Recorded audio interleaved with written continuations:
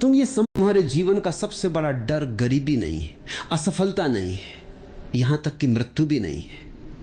तुम्हारा सबसे बड़ा डर है अकेले रह जाना। क्योंकि बचपन से तुम्हें यही सिखाया गया कि तुम्हारी खुशी किसी और के साथ जुड़ी हुई है। जब तुम छोटे थे तो कहा गया कि परिवार के बिना कुछ नहीं हो। बड़े हुए तो कहा गया कि अच्छे दोस्त बना लो, तभी जीवन सुंदर होगा। फिर बताया गया कि प्रेम मिल जाए तो जीवन पूरा हो जाएगा। और धीरे धीरे तुम्हारे भीतर यह विश्वास बैठ गया कि तुम अपने आप में कभी पूरे हो ही नहीं सकते, तुम्हें हमेशा किसी न किसी की जरूरत है। यही विश्वास तुम्हारी सबसे बड़ी कैद बन गया। क्योंकि जिस दिन तुम्हें यह लगने लगे कि तुम्हारी खुशी किसी दूसरे इंसान पर निर्भर है, उसी दिन तुमने अपनी आजादी उसके हाथों में सौंप दी। फिर वो चाहे तुम्हें प्रेम दे या उपेक्षा, सम्मान दे या अपमान, तुम्हारा मन उसी के इशारों पर नाचने लगता है। तुम ये समझ ही नहीं पाते कि तुम जी नहीं रहे हो, तुम केवल दूसरों की प्रतिक्रियाओं के अनुसार अपने भीतर मौसम बदल रहे हो। मैं तुमसे कहता हूं, अकेलापन कोई समस्या नहीं है। समस्या यह है कि तुमने अपने आप से कभी परिचय ही नहीं किया। तुम पूरी दुनिया को जानते हो लेकिन स्वयं को नहीं जानते। तुम लोगों के चेहरे पहचानते हो लेकिन अपने भीतर का चेहरा कभी नहीं देखा। जब भी तुम्हें कुछ पल अकेले रहने का अवसर मिलता है, तुम तुरंत अपने चारों ओर शोर पैदा कर लेते हो। कभी मोबाइल उठा लेते हो, कभी संगीत चला लेते हो, कभी किसी से बात करने लगते हो, कभी सोशल मीडिया में खो जाते हो। ऐसा नहीं है कि तुम्हें इन चीजों की जरूरत है। सच्चाई यह है कि तुम्हें अपने भीतर की खामोशी से डर लगता है, क्योंकि उस खामोशी में पहली बार तुम अपने असली स्वरूप से मिलोगे। वहां तुम्हें वो इंसान दिखाई देगा जो सालों से दूसरों को खुश करने की कोशिश करते करते खुद को भूल चुका है। वहां तुम्हें अपने सारे अधूरे सपने दिखाई देंगे, अपने सारे दबे हुए आंसू दिखाई देंगे, अपनी सारी नकली मुस्कानें दिखाई देंगी। इसलिए मन तुम्हें कभी शांत नहीं रहने देता।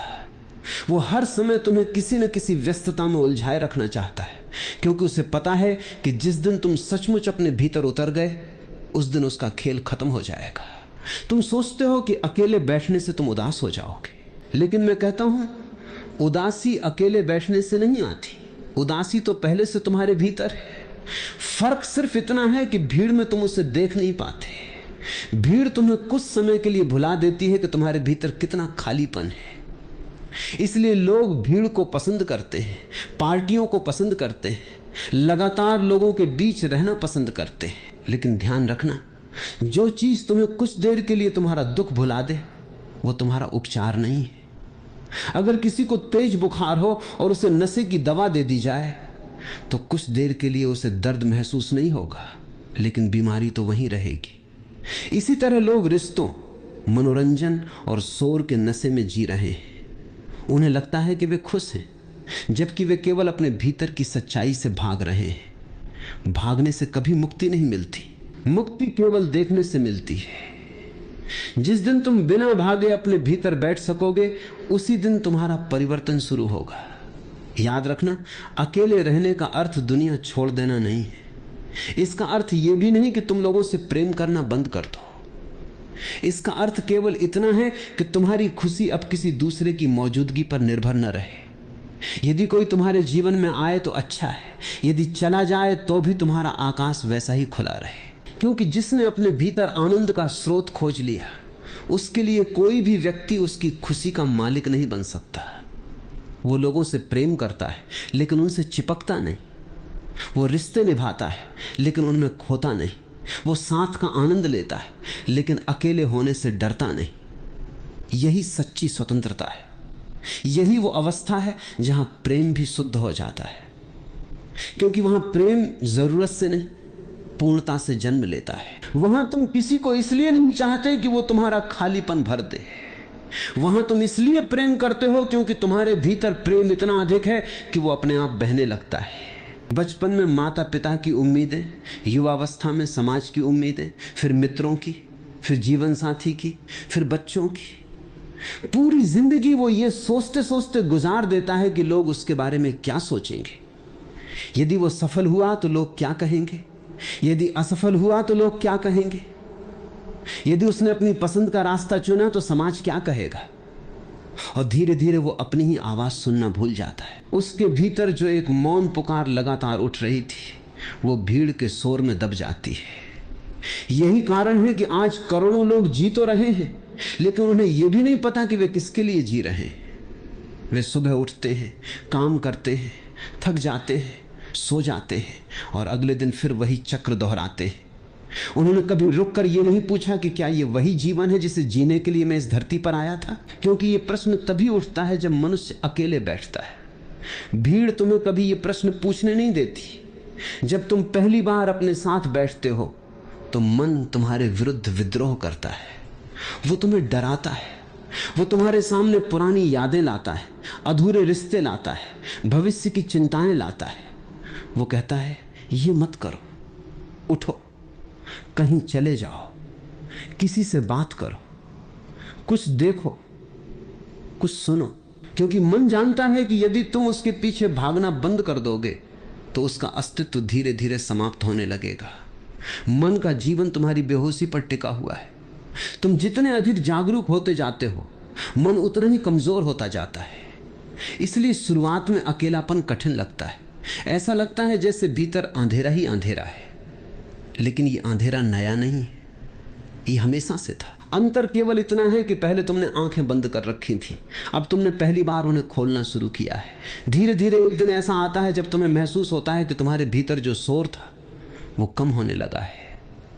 विचार अभी भी आते हैं, लेकिन अब वे तुम्हें अपने साथ बहाकर नहीं ले जाते। भावनाएं उठती हैं, लेकिन तुम उनमें डूबते नहीं। तुम्हें पहली बार ये अनुभव होने लगता है कि तुम विचार नहीं हो, तुम भावनाएं नहीं हो, तुम स्मृतियां नहीं हो, तुम वो साक्षी हो जो इन सब को देख रहा है। और जिस क्षण यह अनुभव जन्म लेता है, उसी क्षण तुम्हारे भीतर स्वतंत्रता का पहला फूल खिलता है। क्योंकि अब तुम्हारी पहचान उस चीज से नहीं रही जो बदलती रहती है। तुम्हारी पहचान उस मौन से हो जाती है जो कभी नहीं बदलता। यही मौन तुम्हारा वास्तविक घर है। यही वो स्थान है जहां न कोई भय पहुंच सकता है, न कोई अपमान, न कोई असफलता। दुनिया बाहर बदलती रहती है, लेकिन भीतर का आकाश वैसा ही निर्मल बना रहता है। यही कारण है कि मैं कहता हूं, अकेले रहना सीखो, अकेले रहना सीखो। इसलिए नहीं कि दुनिया बुरी है, बल्कि इसलिए कि जब तक तुम अपने भीतर स्थापित नहीं हो जाते, तब तक दुनिया तुम्हें हर पल हिला देगी। कोई तुम्हारी तारीफ करेगा तो तुम आसमान पर उड़ने लगोगे, कोई तुम्हारी आलोचना करेगा तो तुम टूट जाओगे, कोई तुम्हें अपनाएगा तो तुम खुश हो जाओगे, कोई छोड़ देगा तो तुम्हें लगेगा कि जीवन समाप्त हो गया। इसका अर्थ है कि तुम्हारा केंद्र अभी भी तुम्हारे भीतर नहीं है, तुम्हारा केंद्र दूसरों के हाथों में है। और जिस व्यक्ति का केंद्र उसके अपने भीतर नहीं होता, वो चाहे कितना भी शक्तिशाली दिखाई दे, वास्तव में बहुत कमजोर होता है। उसकी मुस्कान उधार की होती है, उसका आत्मविश्वास उधार का होता है, उसका सुख भी उधार का होता है।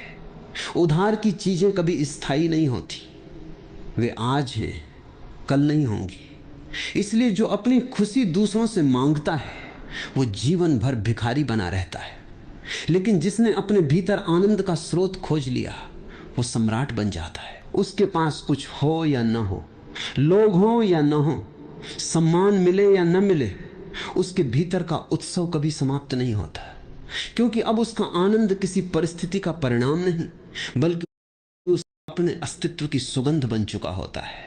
यही कारण है कि संसार बार बार तुम्हें भीड़ की ओर धकेलता है, लेकिन सत्य हमेशा तुम्हें अपने भीतर बुलाता है।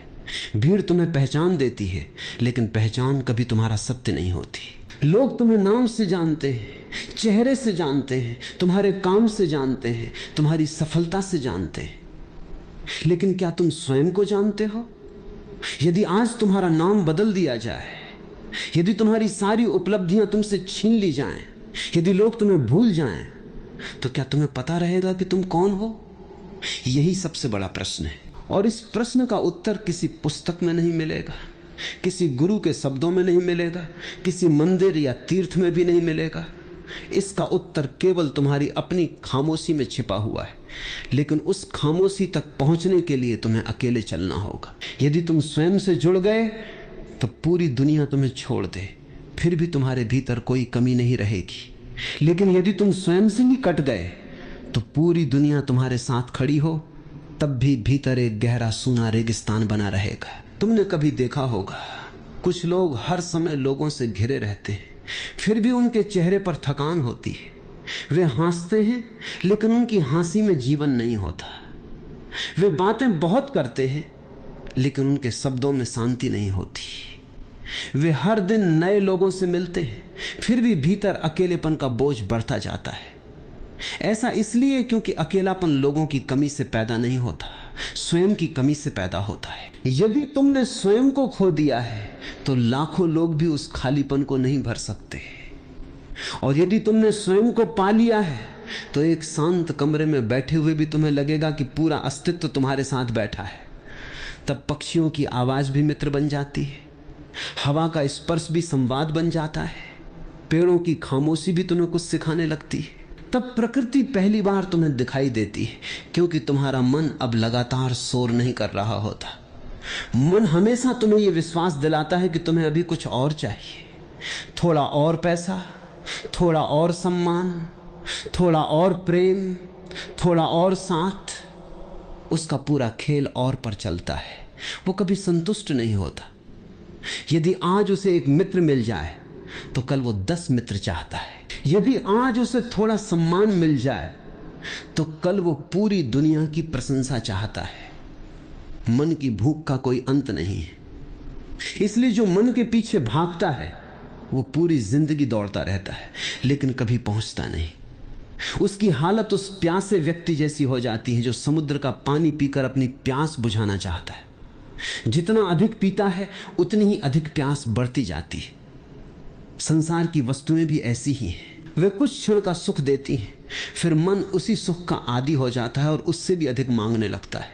इसलिए जो बाहर खोजता है उसकी तलाश कभी पूरी नहीं होती, लेकिन जिस दिन खोज भीतर मुड़ जाती है उसी दिन पहली बार मनुष्य को पता चलता है कि जिसे वो वर्षों से बाहर खोज रहा था वो तो उसके भीतर हमेशा से मौजूद था।